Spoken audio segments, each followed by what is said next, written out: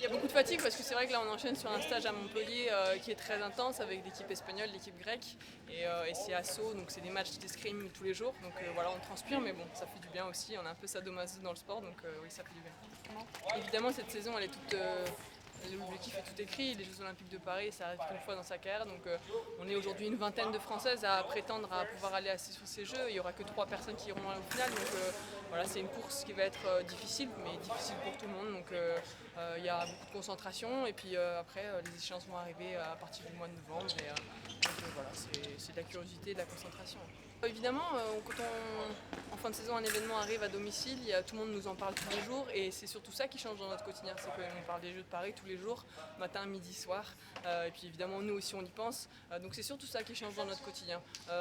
Après, à titre personnel, on n'a pas envie de tout révolutionner. Ça reste des notions de plaisir, de jeu, d'adversité, de combativité qui vont vraiment devoir être mis en place. Mais révolutionner tout, je pense qu'il y en a plus qui vont le faire. Peut-être moi, en tout cas, moi je suis dans l'optique de continuer à chercher constamment parce que ça reste un sport de duel et plus vous cherchez des nouvelles techniques, des nouvelles astuces tout en gagnant un socle, tout en gardant un socle très solide, c'est là que vous pouvez faire des choses pas mal.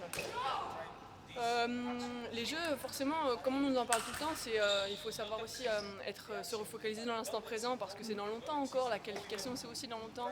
Donc c'est cet exercice mental de constamment revenir dans l'instant présent, de se reconcentrer sur ce qu'on peut maîtriser.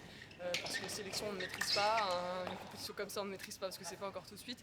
Donc voilà, c'est revenir dans l'instant présent et évidemment un préparateur mental est là pour nous aider aussi, beaucoup de méditation, des temps de récupération, il faut aussi en profiter pour se régénérer avec sa famille, trouver des gens qui vont nous protéger de tout ça. Voilà, c'est tout un microcosme qu'il faut mettre en place pour se protéger. Oui.